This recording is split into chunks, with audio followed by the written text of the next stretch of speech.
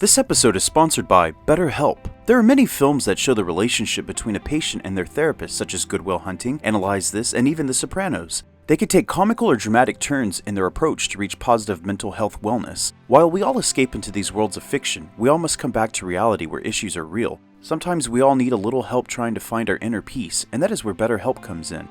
BetterHelp is the world's largest therapy service, and it's 100% online. With BetterHelp, you can tap into a network of over 25,000 licensed and experienced therapists who can help you with a wide range of issues. To get started, you just answer a few questions about your needs and preferences in therapy. That way, BetterHelp can match you with the right therapist from their network. Then you can talk to your therapist however you feel comfortable, whether it's via text, chat, phone, or video call. You can message your therapist at any time and schedule live sessions when it's convenient for you. If your therapist isn't the right fit for any reason, you can switch to a new therapist at no additional charge. With BetterHelp, you get the same professionalism and quality you expect from in-office therapy, but with a therapist who is custom-picked for you, more scheduling flexibility, and at a more affordable price. Get 10% off your first month at betterhelp.com/screenaddicts. That's betterhelp.com/screenaddicts.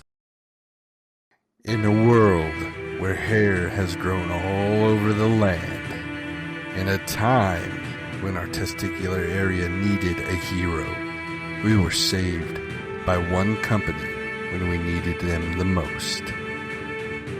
Manscaped.com. With Manscaped, we were able to defeat the pubic armies from taking over our underwear. Forged from one of the finest factories in all the land, the Lawnmower 4.0 single-handedly conquered this annoying foe.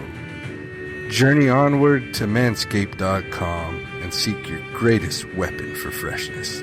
They have body spray, cologne, nose trimmers, beard trimmers, and entire packages for your package. They even have boxer briefs that you can wear into the field of battle. Just enter the promo code Screen Addicts to get 20% off and free shipping. Recorded in front of a live studio audience. Fire up the projectors, turn on your TVs, and adjust your antennas. It's time for the Screen Addicts Podcast.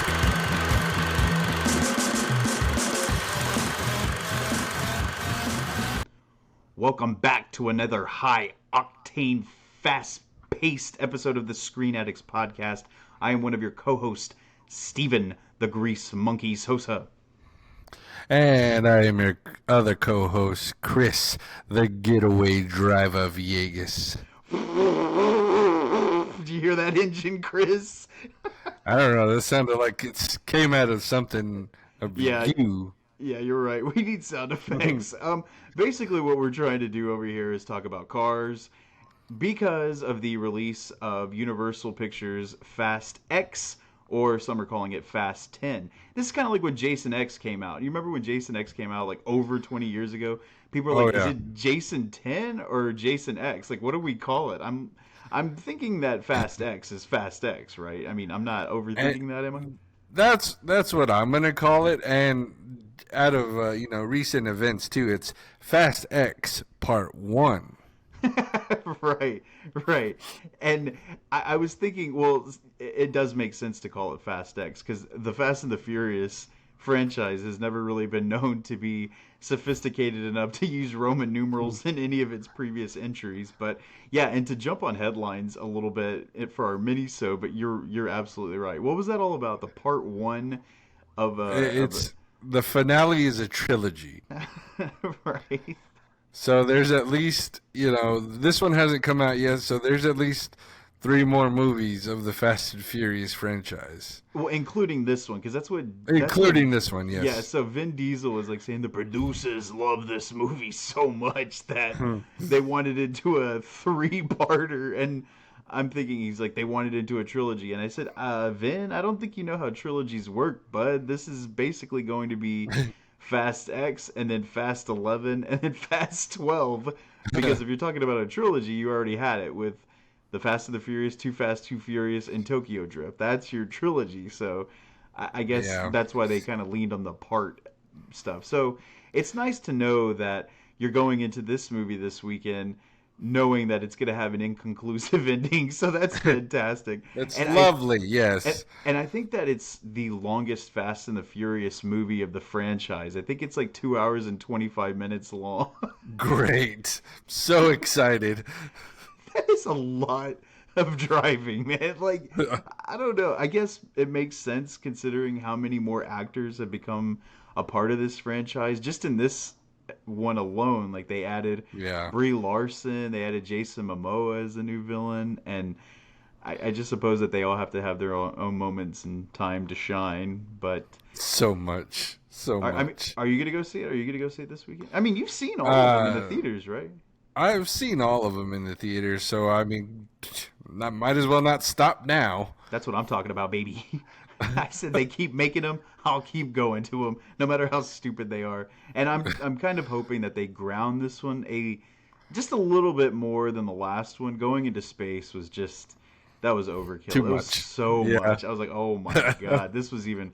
I said maybe they'll do it in a way that seems plausible. And no, they didn't. It was totally Moonraker ridiculous, man. And so, and then I hear that this one's going to be kind of. It will have big stunts and big effects, but it's going to kind of return to the prominent levels of Fast and the Furious. But going into that is our topic for this week. Not about Fast and Furious, but we're going to be talking about cars. Yes, cars. The best cars. The ones that make you want to save thousands and millions of dollars to buy a car. I like that the range goes from thousands to millions because Yes. you're right. And you know, I did. You did joke beforehand that we were going to be talking about cars, but not the Disney cars, not Lightning McQueen cars or anything like that.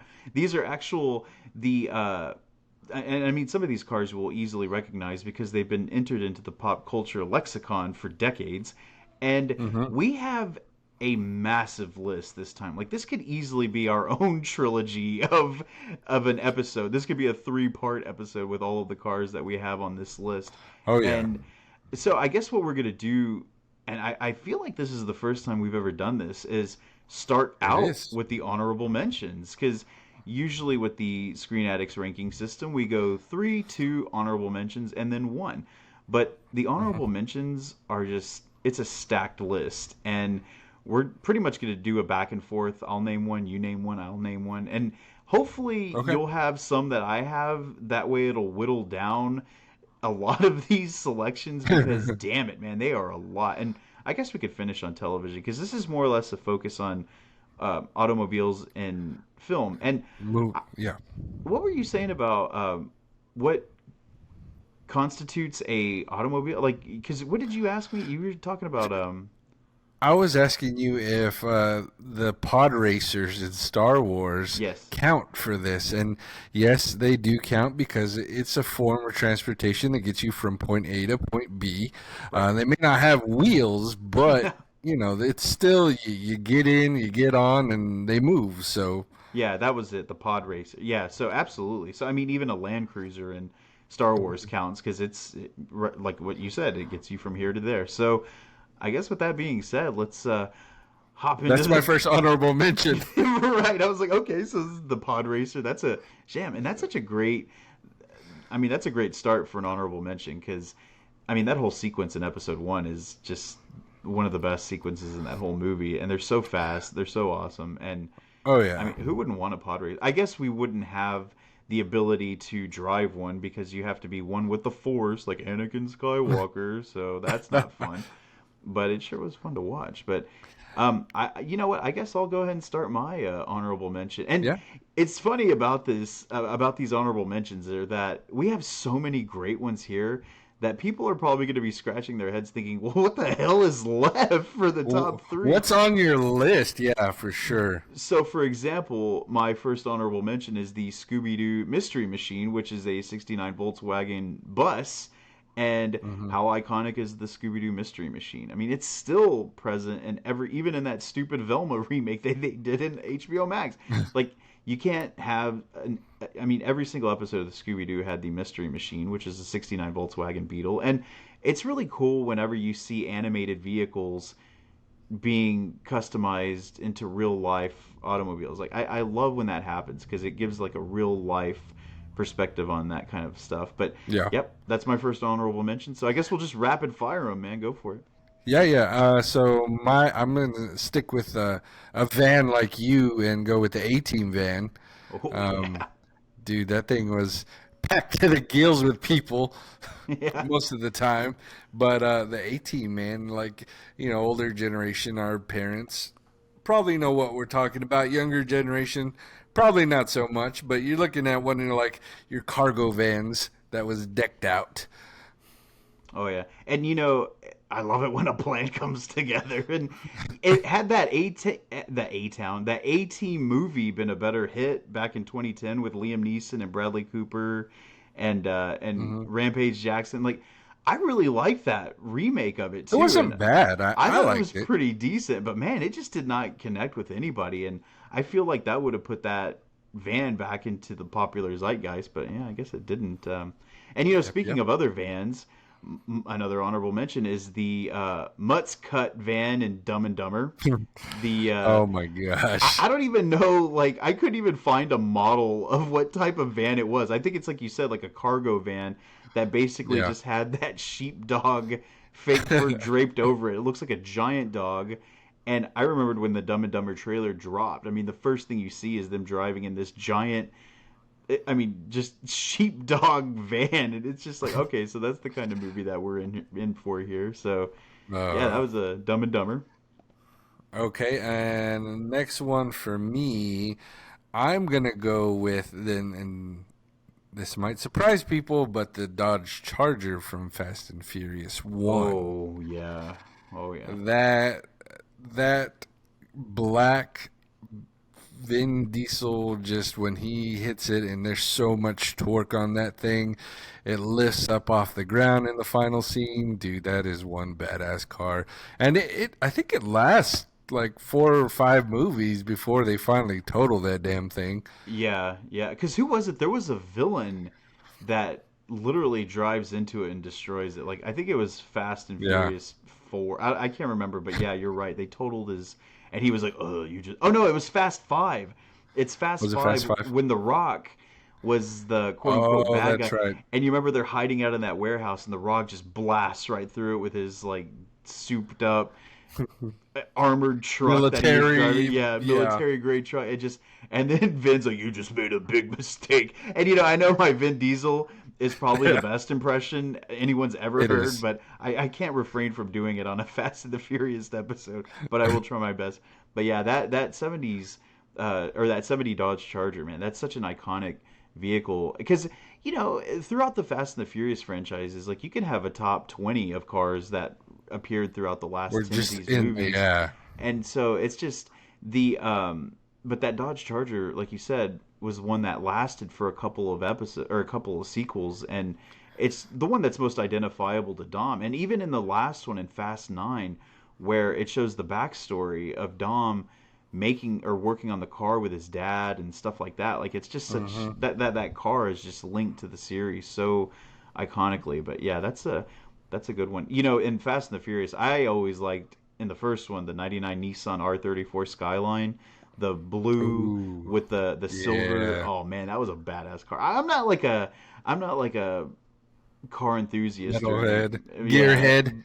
but man, that car looked badass. And Brian's driving it around, and I guess that was Too Fast, Too Furious actually when he drove That that was one. too Fast to Furious. Yeah, because he That had that the one and the Lancer yes, yes, in yes. that That one was in was part two. badass. Yeah, those were pretty sweet. But all right, so what else do you have for honorable mention? The Smokey and the Bandit train. Is it? No, it's a Firebird. Firebird, yeah, Firebird or yeah. Trans Am? No, it's Pontiac Firebird, I think. Pontiac Firebird. With the T tops, man. Yeah, Shoot, that's how just hop Smokey in there. gets down. Just hop in, Reynolds style. um, I was thinking of another racing car, the Chevy Lumina in Days of Thunder.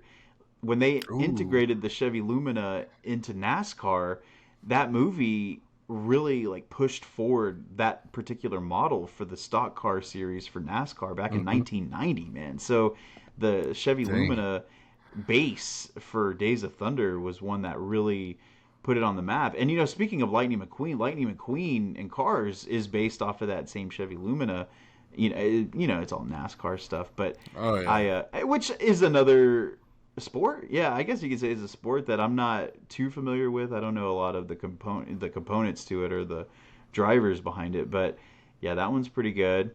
Here's a motorcycle for you, Chris. The '69 Captain America Harley Davidson, an Easy Rider, and man, Ooh. if you Talk love about motorcycle, iconic. that is a iconic piece of machinery right there. And I have always wanted a motorcycle, but I never had one, and I don't think I'm gonna get one now unless I'm going through some kind of midlife crisis. But I would like to Do have the it. Captain America.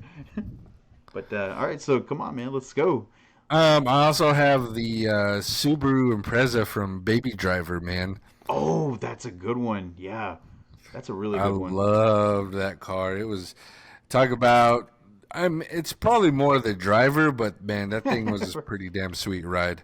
Wasn't that your nickname, the Getaway Driver? Is that kind of? Sweet ride? Yeah, that's my nickname That's what I thought. in real life. In real life, well, yeah, of course, it goes outside of the podcast. But yeah, that's a pretty good one. I have the '66 Ford Thunderbird from Thelma and Louise. That Ooh. was a pretty iconic car. I mean, the car is like the third character in that movie. You have Thelma and Louise and the Thunderbird, and not to spoil Thelma and Louise from almost 40 years ago, but they drive the car off the cliff and die together. So not only Yeah. is the Thunderbird a integral part into the story, but it goes down with them. And yeah, that's a nice little car. And Louise's ride. And then, oh yeah, and then I also have to mention because I'm wearing the Volkswagen hat, the Love Bug Herbie, baby. Yay! I like how they kept Herbie looking the same, even in Herbie Fully Loaded with the Lindsay Lohan one that they did. But I think they yeah. switched it over in that, didn't they? I don't remember that movie too well. I know I saw it when it came out, but I'm pretty sure that they switched from the '62 VW to whatever year, I think the '05 VW Beetle. And I just remember thinking, like, I don't like how that looks. Like, that's not Herbie. I mean, it looks like Herbie's kid or something. But yeah, that's an iconic car right there. I have the Mini Coopers in the Italian Job movies, the original and the 2001 or 2003 remake. Those Mini Coopers, man, especially the souped up ones in '03, like those were pretty awesome. And Oh, those damn, were badass. oh my god, dude, it just occurred to me that movie came out 20 years ago. We're The old, Italian, bro. the Italian Job turns 20. Holy shit, I gotta do like an anniversary party for this one, man. I love that movie. Oh my god, 20 years ago? That makes me You sick. trade in your car for a Mini Cooper, bro. Yeah, driving an old dad.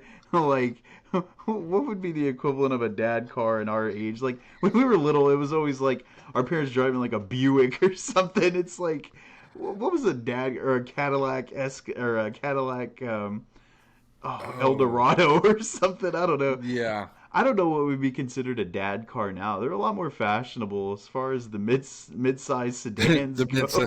They're a lot more sleek now, yeah, for sure. Yeah, like you could get away with driving a pretty decent car. But yeah, so yeah, the Mini Coopers and the 20-year-old Italian Job.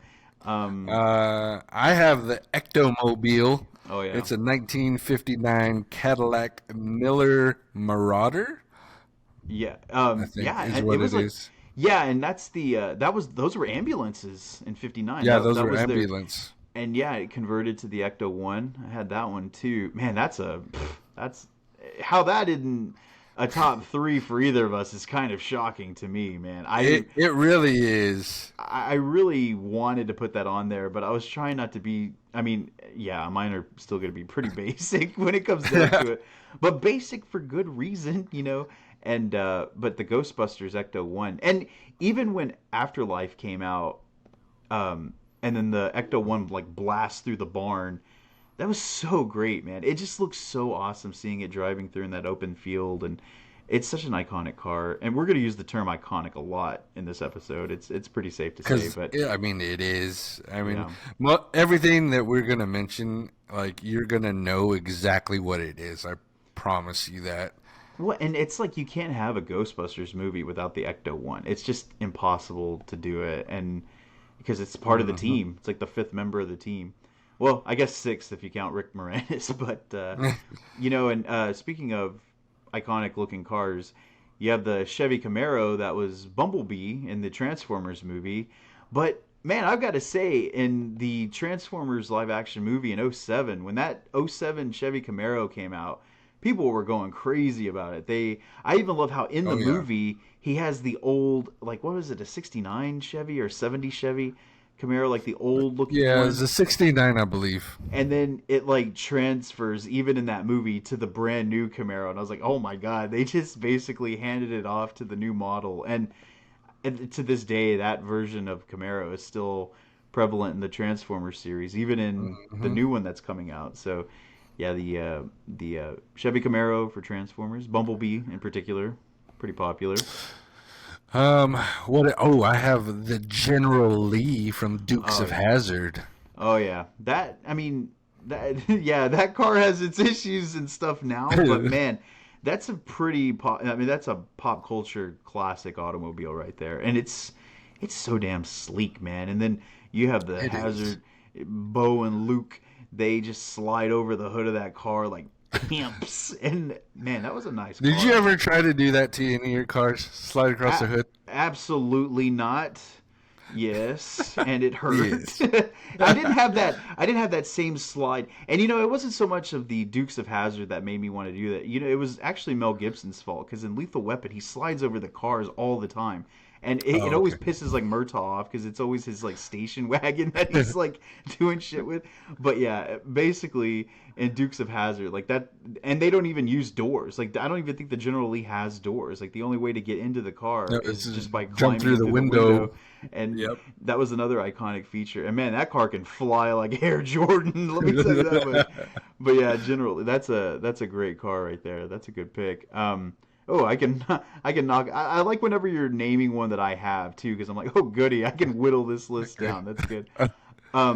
Another car is that actually, I think that one is on your list. I'm gonna say that one. So that one is good. In Bad Boys, like Mike Lowry always had badass cars, but man, I know it seems kind of simplistic, but in the first Bad Boys, when he's driving the '93 Porsche 911 Turbo 3.6, damn, that is a badass car. And I know for a fact Jeremy would put that on his list, because dude, he was so crazy about that damn car. And he would always quote the scene where Martin's like eating fries and drops fries in the dash and just doing all this and that.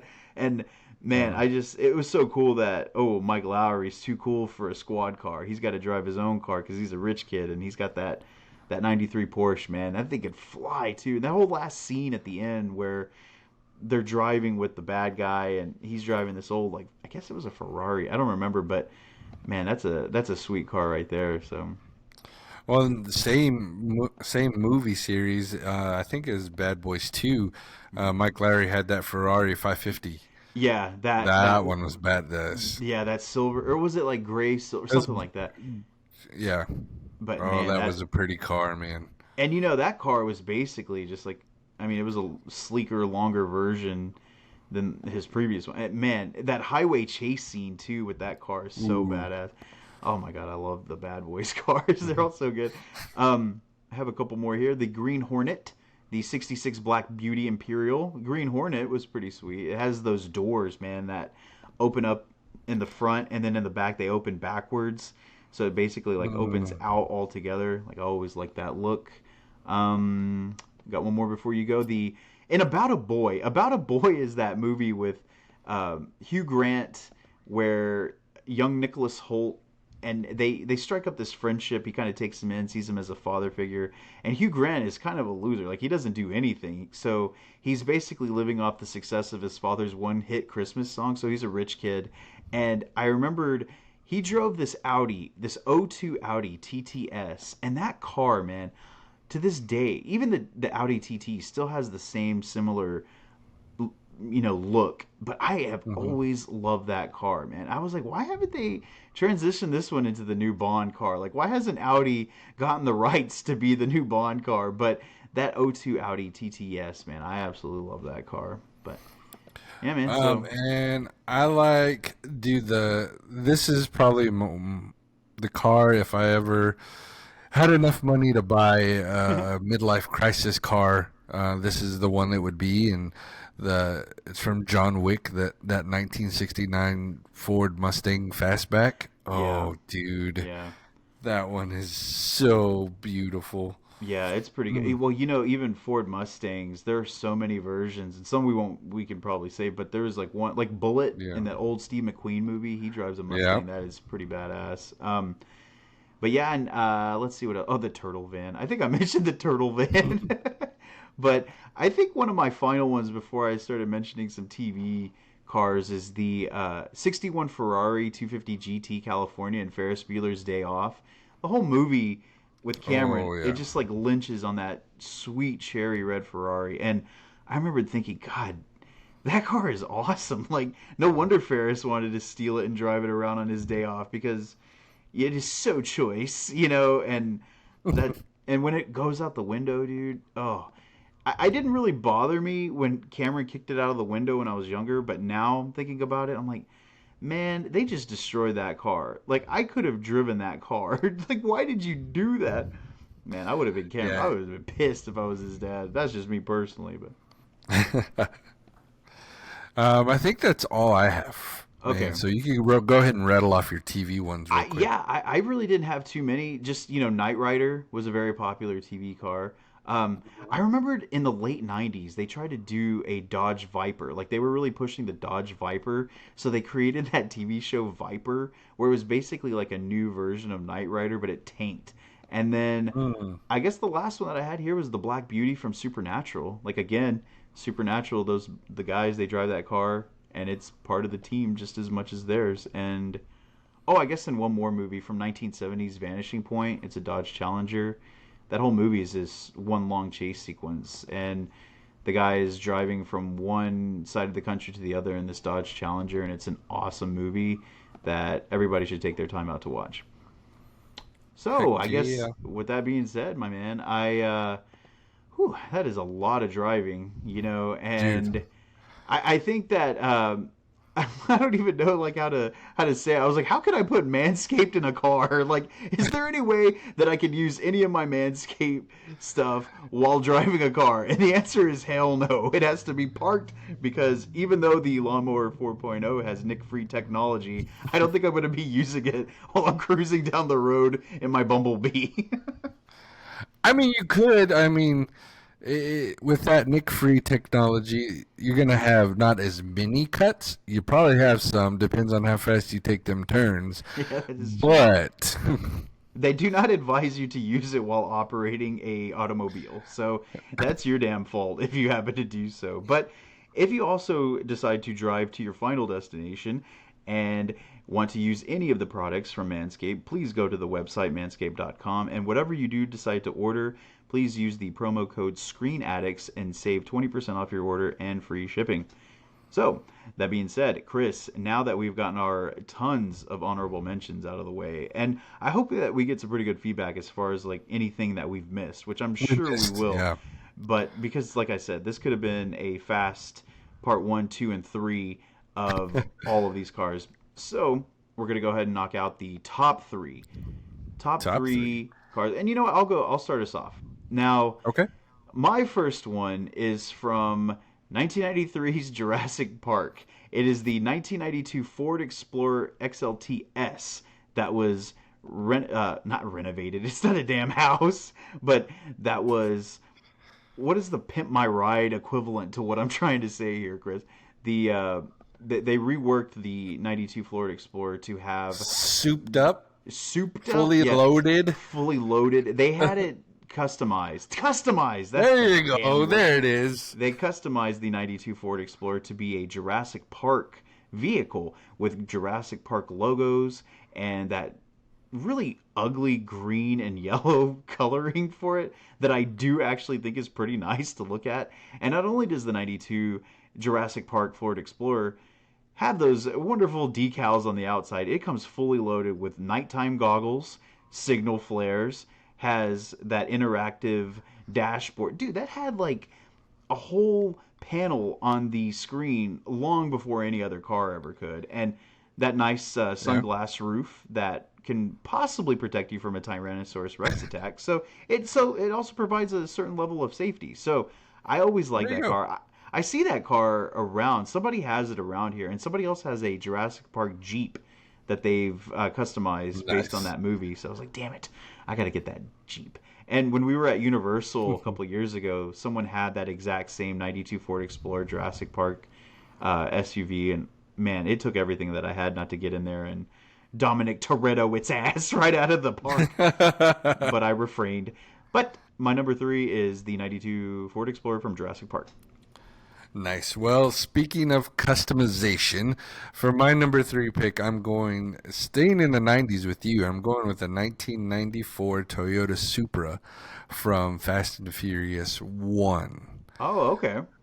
The orange. Yeah, you know, when he brings it up to Dom and Dom says, "You owe me a 10-second car," and it's all beat up and blown up, he's like, "Here it is." And then the remodel happens. Oh yeah, dude, I almost had you. Had me. Oh my gosh, yeah, that was a pretty nice car. That was the one that he was practicing on and everything right beforehand. And yeah, when they finally finish everything. Well, no, because what was the car that they ended up building? Like Jesse had that MIT level computer program that was able to customize all those parts. That was the Supra. That is the Supra. Okay, so that is the final one that they built. Okay. So yeah, that was pretty nice. And he, I mean, spoilers for Fast and the Furious. When Dominic destroys the '70 Challenger for the first time, that's the one that he gives him as a getaway car. So yeah, why didn't it show up in the sequel? Like, what the hell? That's messed up. Because it was gone. It was time for the newer, faster cars, and the Supra went out of production. That was the last year it was in production until just recently, a couple of years, they redid the Supra. Now it all looks like a freaking monster sports car. It's crazy looking now. So you know what? I'm surprised that they haven't used in any of the Fast movies are like the Tesla trucks. You know, those ugly ass Tesla trucks. Yet. Yeah, I say that. I kind of feel like they did. Didn't they use one on ice or something? No, I guess it was something else. But that's what they should have took into space. I mean, if they were thinking right, you know. You put Tesla in space, it all makes sense. You know, like they have a SpaceX equivalent that they could have gone in a rocket for SpaceX, and no, they're just gonna duct tape an old busted up car and fly it out there. Man, everybody needs to just go and Google that scene or YouTube that Fast 9 space sequence. It is just so ridiculous. Insane. But that's a good pick though. That's a good. I like how, man, we stick to the classics on this stuff. Like we don't even go to any of the newer cars. I can't even tell you some of the new cars that they use. Although, man, in that Fast and Furious, that first movie, the Hondas, the all-black Hondas that the Asians drive, dude, that sent me. We're in high school. No, we just graduated. 2001. Yeah. Like that put me into. I want neons under my car. Yeah. I want my muffler huge so it can sound all. Zzz. Oh man! And this is what I did. Do you remember what I did? Because I had my Duster back then, and it was a kind of little squatty car. The roller skate? Yes, the roller skate. So, if you remember, I made a CD with car sounds. So when I'd pull up to people, I'd put that CD in and play it really loud, so maybe they would think it was my car. Oh shit! I totally forgot about that, man. Oh my god! Did you have like the speaker set up in the back too? So you're like, at least I can make it as loud as possible. I had like two big subwoofers back there. I had a system, so it was loud, but I had car sounds, and I put stupid ass car sounds like F1 Formula car sounds. Cars that weren't even the same type of car. Yeah, like there's no way that car made that sound. That sound. It's like some of the tracks got looped the wrong way, and then it says like one is an airplane taking off. Man, that's hilarious. Oh, it's great. I totally forgot. You know what? At the end of this episode, we need to talk about some of our like personal cars like that we had as a favorite. But What our first car was. yeah, Oh, man. So we'll save that. And I guess so. That was your number 3, right? So if you want to, Three. So I'll go to number 2. yeah, loop back around. All right. So my number 2 car is a 1967 Shelby GT. Not just any 67 Shelby GT. It is Eleanor from Gone in 60 Seconds. The car that always gave him trouble. The car that never let him be the man he wanted to be. Mm-hmm. And man, that car is so beautiful. Mm-hmm. It is. If again, the 67, 69 fastback Mustangs like that. Yeah. One of these days, dude, I will own it. I will sell one of my kids to own one of those one day. Yeah. What color would you want? Black. Everything black. I got you. I don't know. Maybe the 69, I would do red. It just have to be the right red. Right, cherry poppin' red. But no, because the Eleanor, that one was black, and it's funny that we have mentioned multiple versions of the Ford Mustang on this episode so far, because when you think about it, it's probably one of the most iconic muscle cars ever. I know a lot of people would probably argue like about the Camaro or the Challenger, the Firebird, all that stuff, but man, as far as movies go, racing movies like that, you've had Bullet, you've had Gone in 60 Seconds. That whole final sequence in that movie with the Shelby GT, I mean, that's your action finale. Is him driving, ducking out of the way of those like wrecking balls and shit. Like, it was just such a great chase sequence, a great finale for that movie.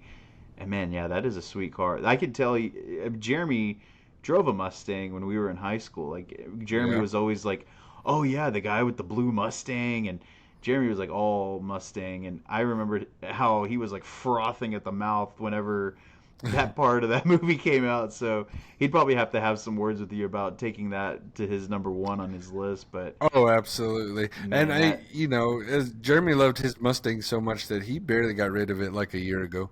Yeah, I mean, I was like, what are you doing with it still? He's like, it's not taking up any room anywhere. It's fine. I don't know if he's still like saving it for parts or what he's doing, or he just can't let go of it. But man, that thing has to have like 500,000 miles on it right now.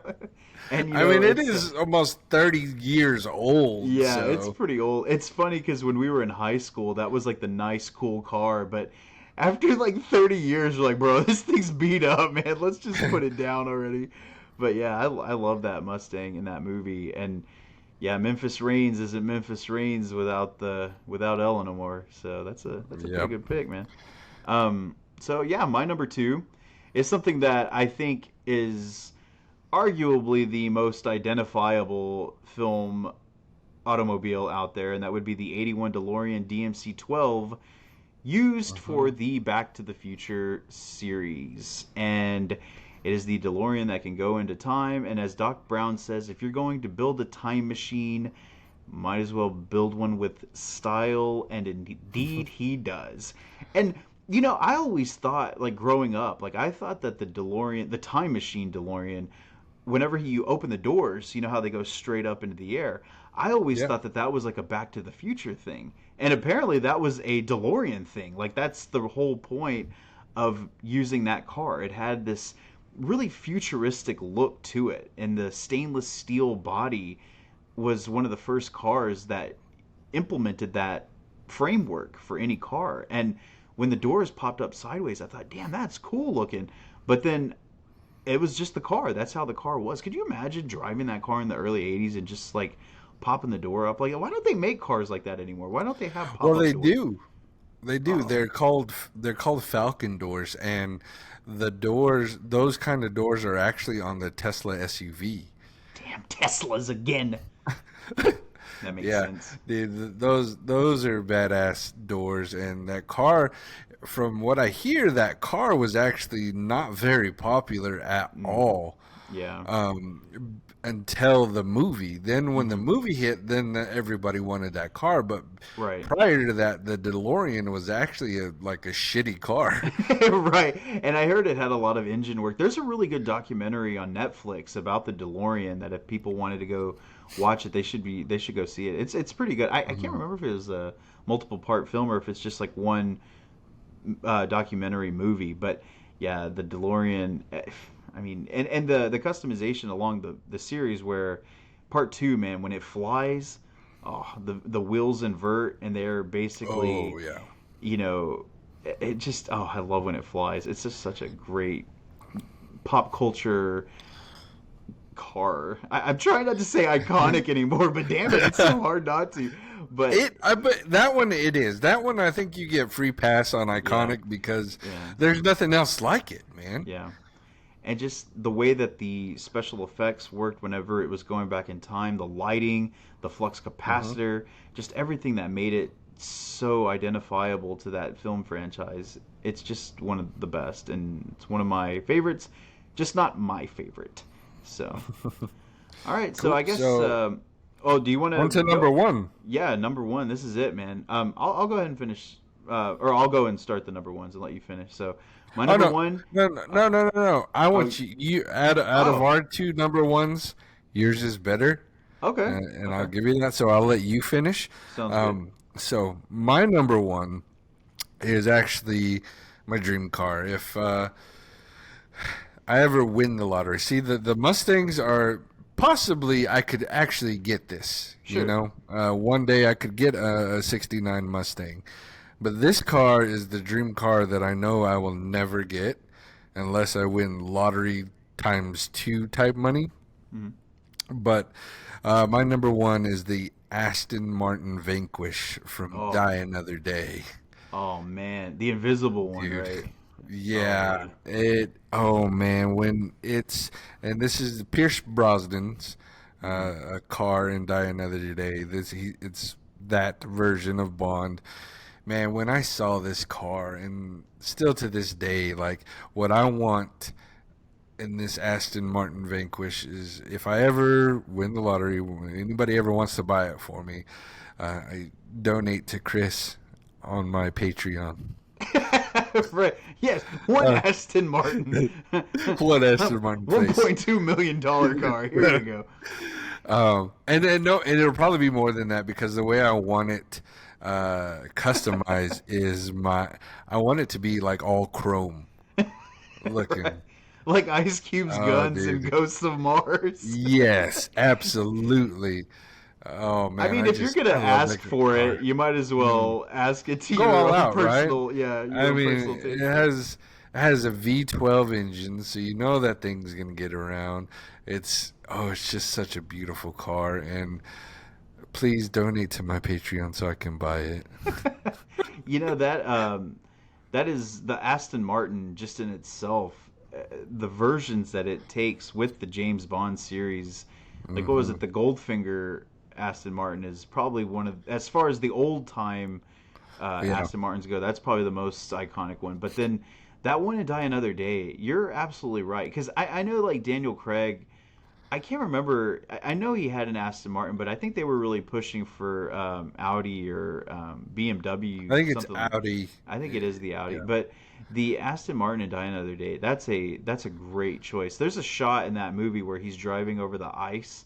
And they're like, they're shooting at him, and the way that it looks on the ice and in the sun, I said, "Damn, forget the movie. This is the greatest Aston Martin commercial you'll ever see." Because that's a really good choice. I would drive that too. And if anybody's donating, these types of cars, feel free to send me one along. If you can send one, you can probably send another one. So I'll drive one. That's right. It's no big deal. But yeah, good choice, man. Cool. So what is your number one, sir? My number one is obviously one that is for both of us. It is our true number one. It is a shared number one, and that is the Batmobile from Batman and Batman Returns, 89, 91, respectively. And I can safely say from 2023's The Flash, because Yes. this Batmobile is such a fan favorite that after 30 years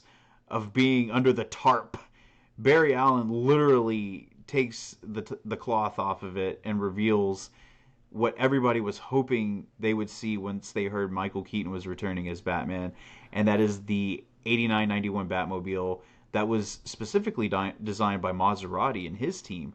So this Batmobile is so awesome. And I know people can have their own choice of Batmobiles. I know a lot of people like the Tumbler from the Nolan Tumbler's Batmobiles. nice.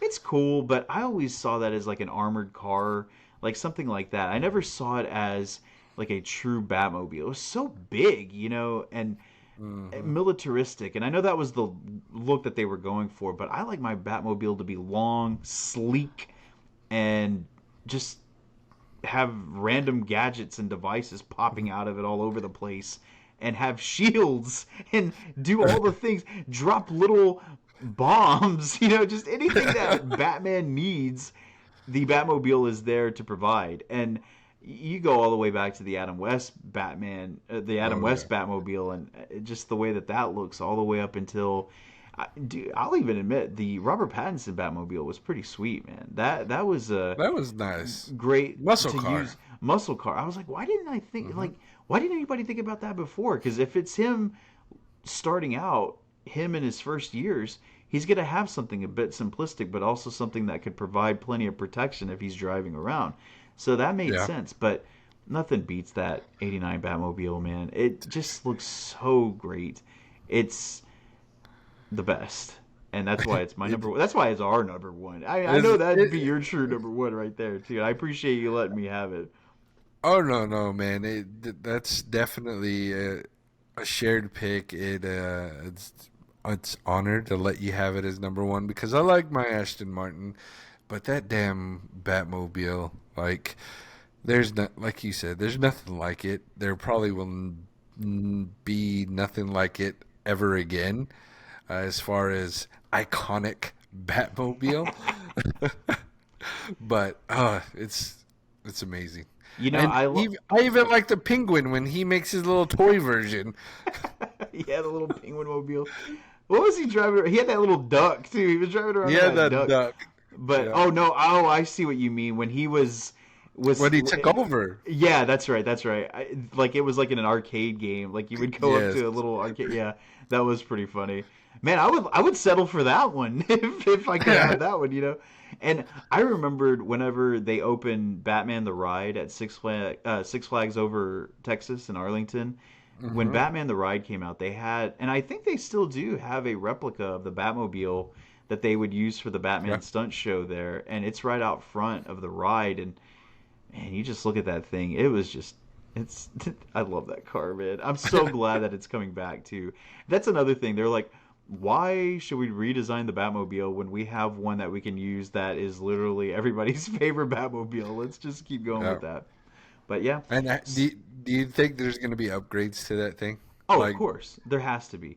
Like, just like there's upgrades with his fighting style, there's definitely going to be upgrades to his, because even with the Batwing, he's got injector seats in the Batwing. The Batwing does things that we've never seen done before, just in the preview. So I'm pretty sure they're saving some great things for the Batmobile. They have to be. Yeah. They have to. And I cannot wait to see it when The Flash comes to theaters in June. So before you close us out, Chris, let's talk about your favorite car that you had. Your first car. I don't know if it was your favorite, but what was your first car you ever had? Oh man, the first car that I ever had, we had a nickname for this thing, and it was called the Boat. The Boat. And the reason is twofold. One, because it was longer than a damn yacht. It was a 1982 Buick LeSabre. I called out the Buick. I'm sorry, bro. Yeah, it's okay. It's all right. But my damn car, it was so long. It was a damn land yacht. And the other reason that we call it the boat is because one fateful day during lunch, it was raining really bad, and this car was a piece of shit, and it flooded out. So we had to push this thing through like at least 2 feet of water during lunch at high school, and we were like, I can't believe this. And like, I was the oldest one, so I was the only one that was able to drive at the time. And we were pushing this car through this water. We get back to school just drenched, and y'all are all pissed. You're like, this fucking car. Oh man, it was. Somebody ruined their Doc Martens too, and they were pissed off. Like my $200 Doc Martens, you bastard. And then Jimmy had his big Jinkos, and he's like, man, these things are going to weigh 150 pounds now. They're already heavy as shit. Now I can't even walk because of the rain. Man, that was bad.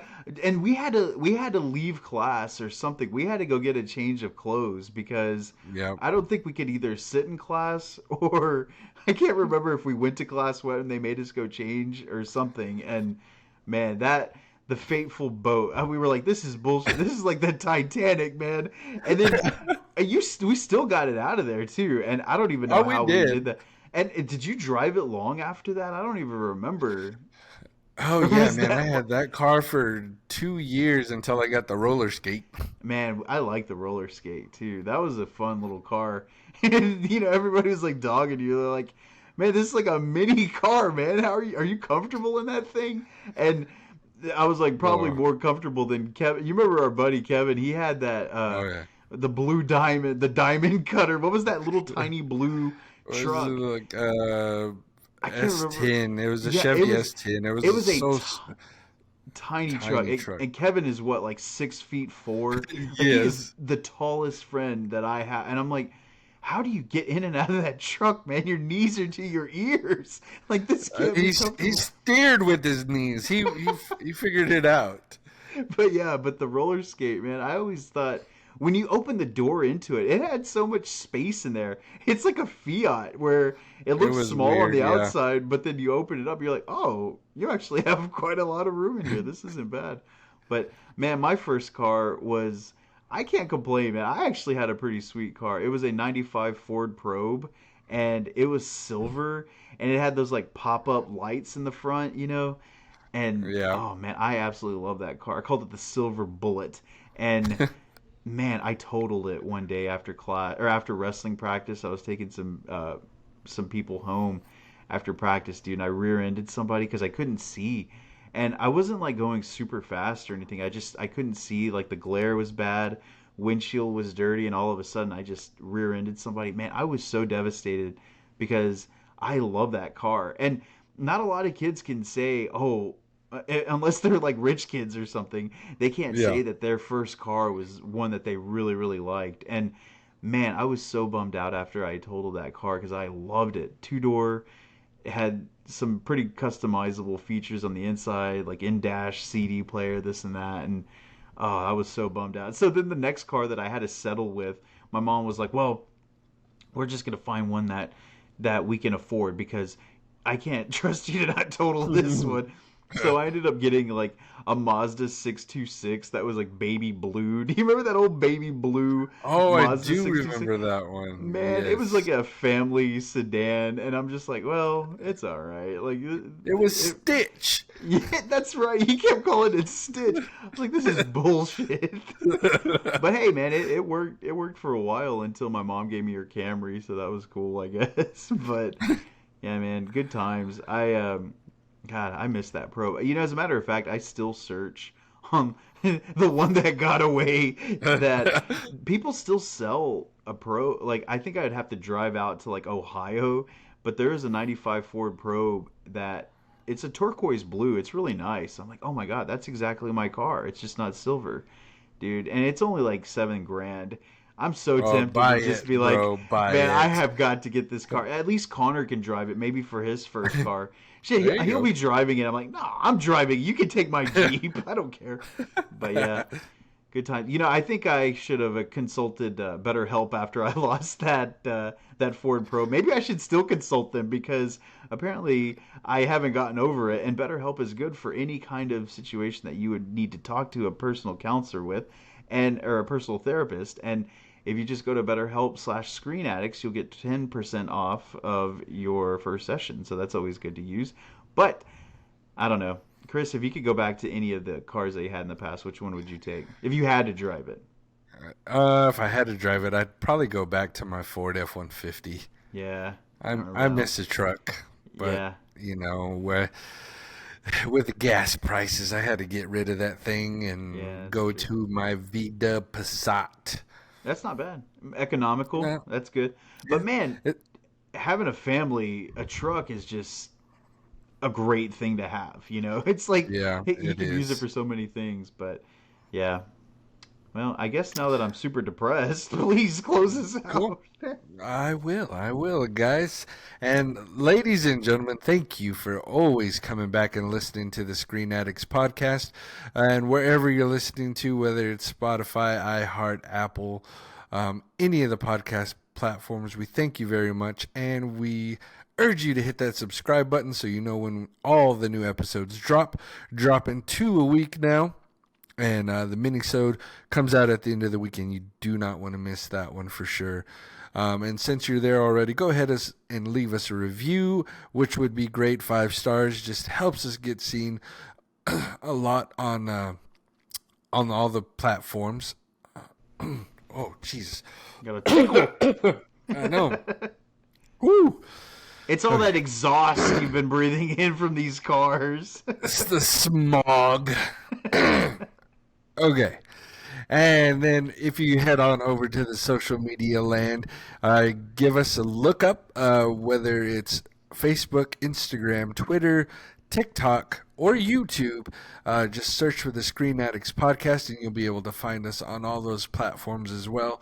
And then go ahead and go back to Facebook and look up the Screen Addicts Fanatics. That is our private group where we are most active, dropping trailers and movie news and all the funny stuff that's going on.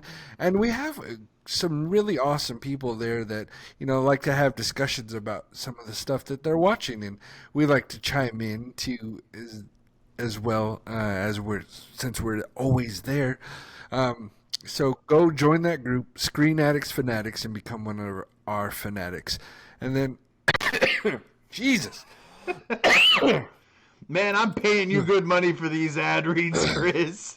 I know, Jesus. I don't pay him anything. Okay. And then if you have any questions, comments, or concerns, you can always drop us an email at the screenaddictspodcast@gmail.com. If they're good emails and suggestions, we'll read them. If not, Steven will just say he never got them. We'll delete emails like politicians. It wouldn't be the first time. My bad. Guys, but that is it for us. We hope you drive safely, buckle up, don't drink and drive, and good night. Adios, amigos, and adios, family.